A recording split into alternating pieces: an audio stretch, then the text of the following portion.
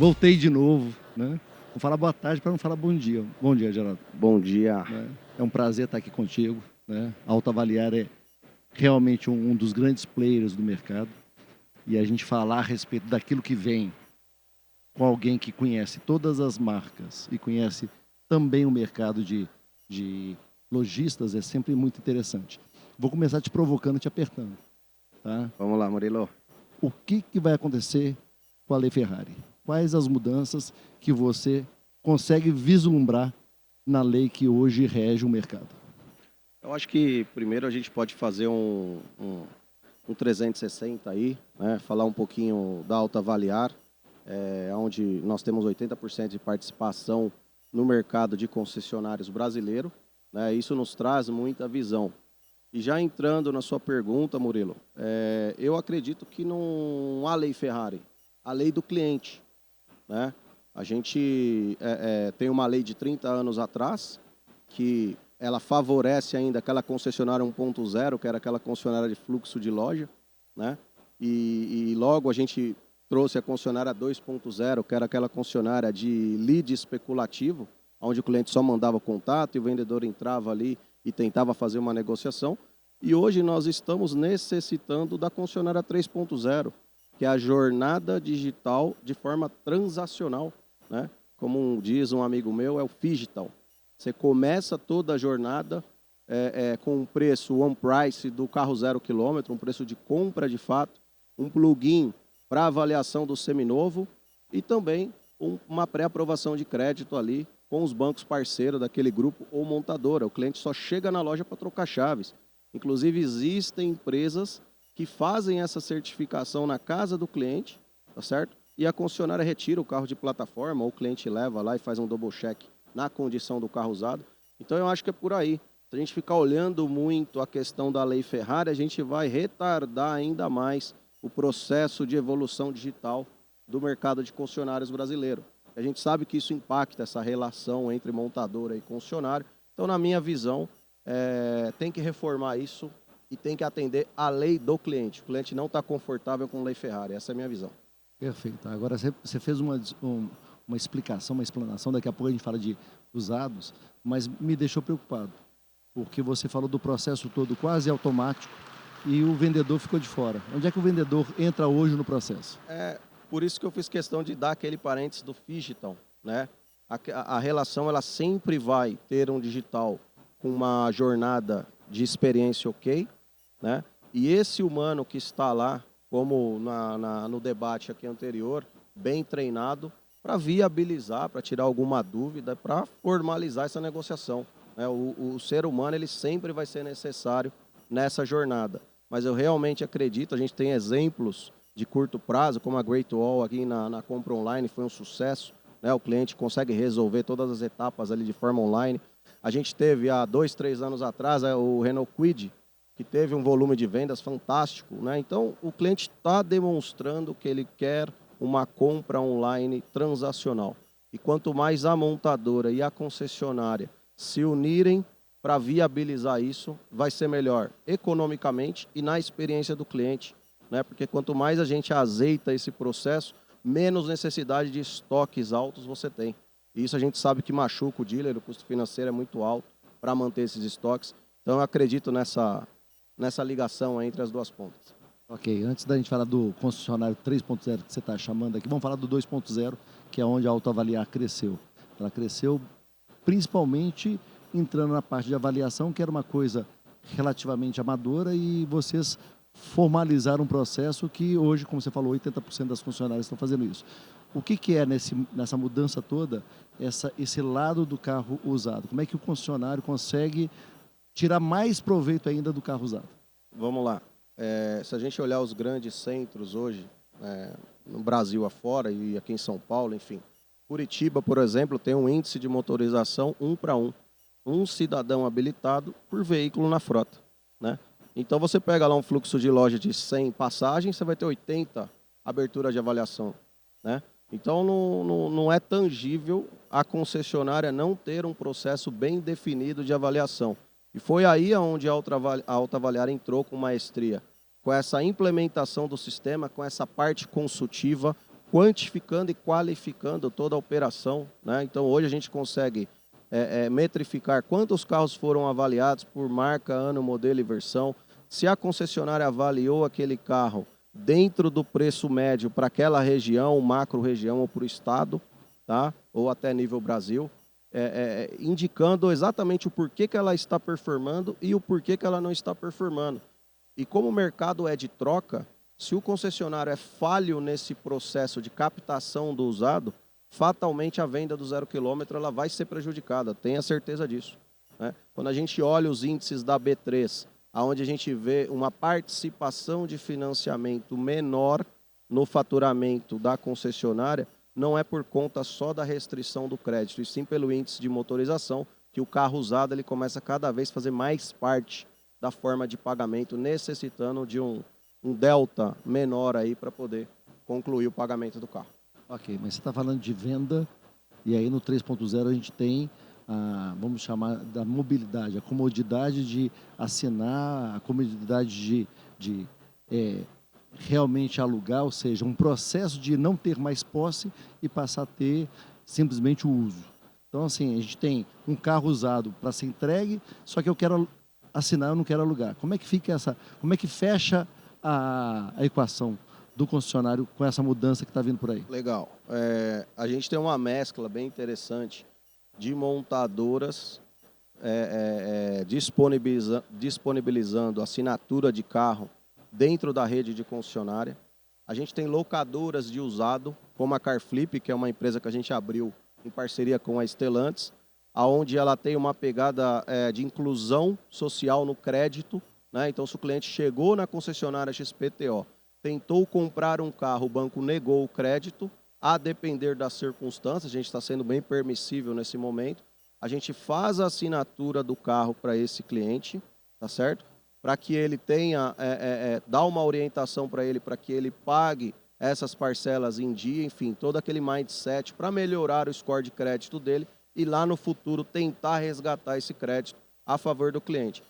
Em contrapartida, o dealer, então se ele estava vendendo ali um carro por R$100 mil, tá, e não aprovou o crédito do Geraldo, do Murilo, do fulano, do Beltrano, a Carflip vai lá e paga esses R$100 mil para o dealer. Então todo mundo sai feliz. O cliente sai com o carro, não em forma de aquisição, mas em forma de assinatura. O dealer faz a venda dele e o negócio se conclui. Então são meios para que a concessionária se torne de fato um player de mobilidade e não apenas de venda de carro, assinando o carro, alugando, seja zero, seja usado, comprando, vendendo, enfim, intermediando. A gente também tem um processo bem bacana que a gente implementou em alguns grupos de concessionário, que é chamado Venda Express, né? Tem muitos clientes hoje que ele precisa só vender o carro, ele não quer comprar um carro zero, não quer comprar um carro usado, ele quer cash o quanto antes, hoje, amanhã, né? E a gente implementa este processo de intermediação com sistemas e processos bem definidos, com uma audiência garantida, ao ponto que você chega lá na loja hoje, o avaliador digitaliza o carro, né? Sobe esse carro para mais de 40 mil revendedores bidarem, né? E disputar o melhor preço nesse carro, e o cliente já sai com o dinheiro na mão ali, no máximo de um dia para o outro. Okay, então são formas de... Eu queria pular um pouquinho fora da autoavaliar, porque você está vendendo muito bem a autoavaliar, e eu queria considerar que o concessionário ou uma pessoa que quer virar concessionária vai montar uma loja amanhã. Legal autoavaliar, mas assim, quais que são as preocupações que um concessionário tem que ter hoje, considerando o que a gente falou aqui, carro usado, crédito, mobilidade, o que ele tem que fazer, quais os passos importantes de ter preocupação para ter certeza que ele vai ter sucesso na empreitada?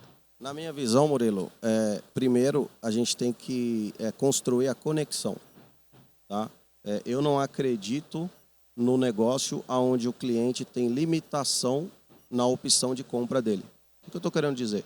Se eu sou um cliente à moda antiga, eu quero ir na concessionária 1, 2, 3, avaliar meu carro, brigar com o vendedor no preço e assim vai, né? Se eu sou o cliente da geração Z, a geração nova agora, eu quero ter um preço transacional do 0 km no site da concessionária ou no site da montadora conectado com a concessionária.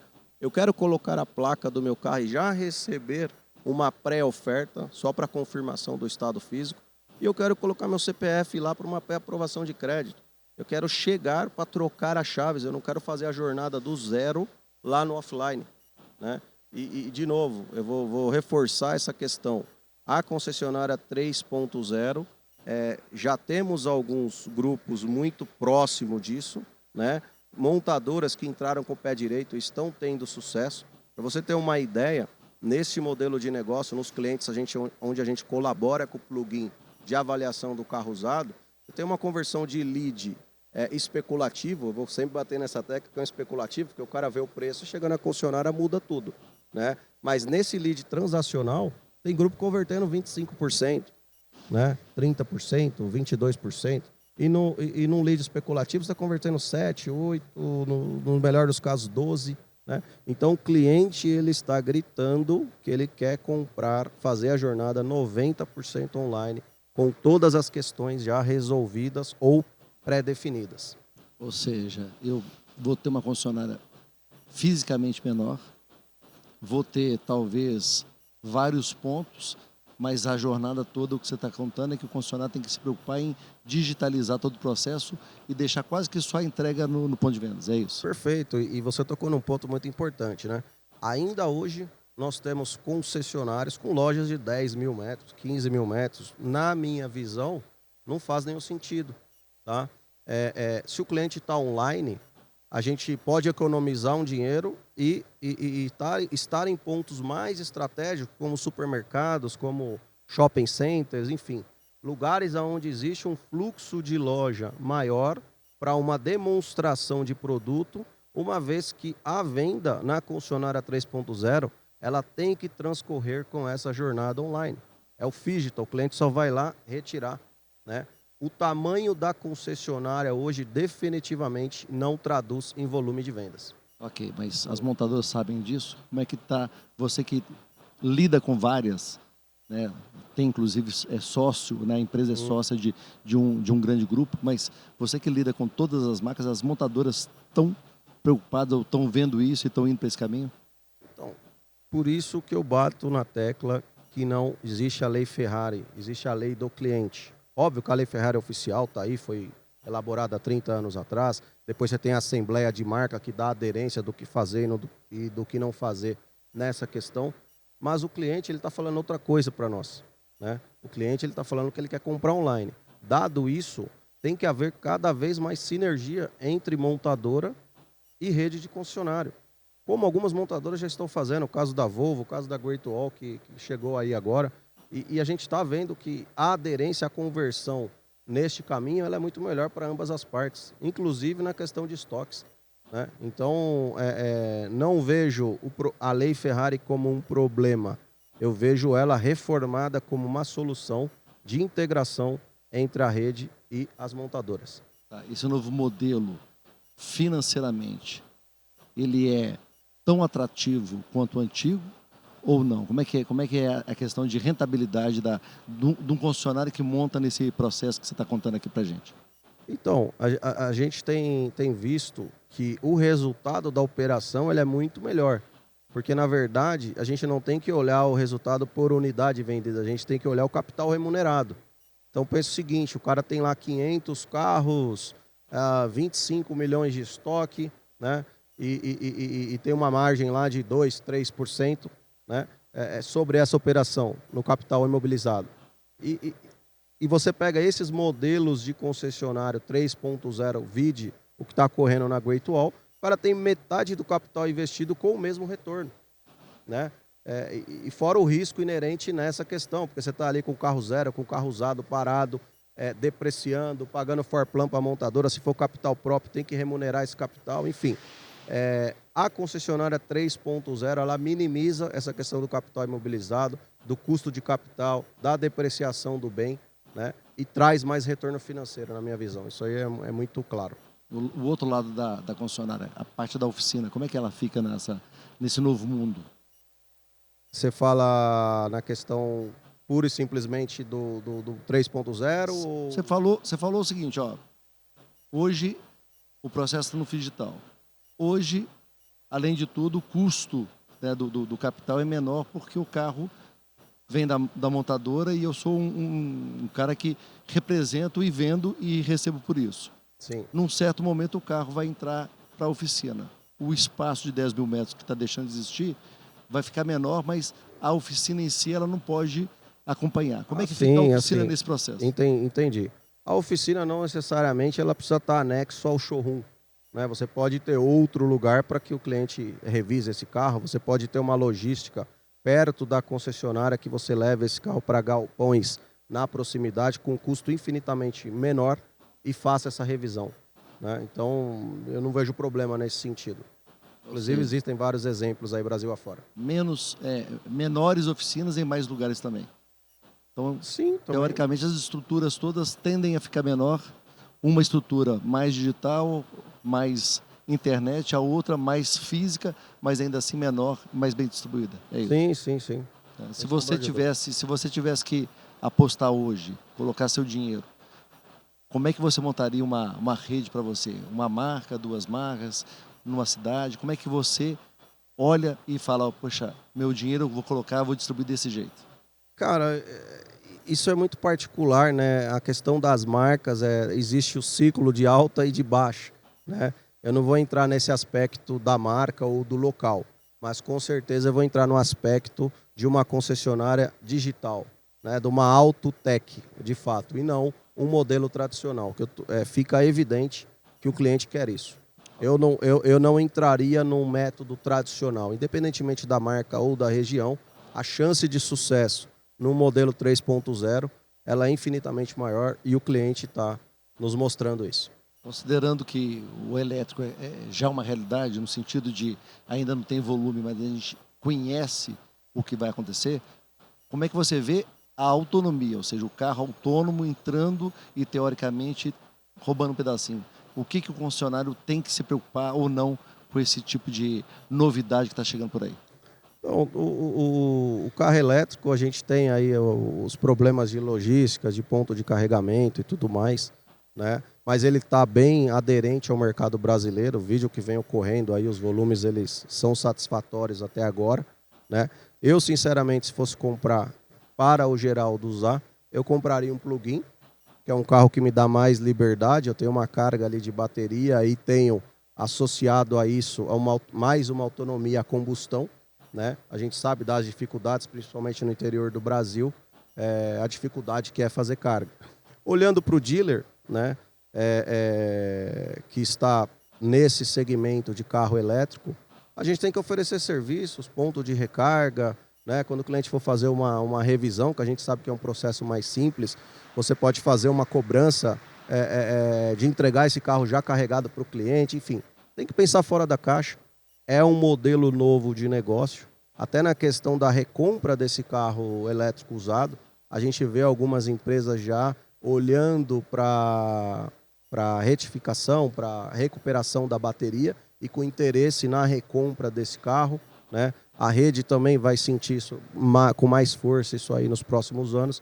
Então vamos ver como que essa parte da volta do carro vai impactar na rede de distribuição. Mas o autônomo, que nem a Waymo lá nos Estados Unidos, que acabou de, inclusive, carro bater, teve problema, o ônibus bateu, deu um maior buchicho.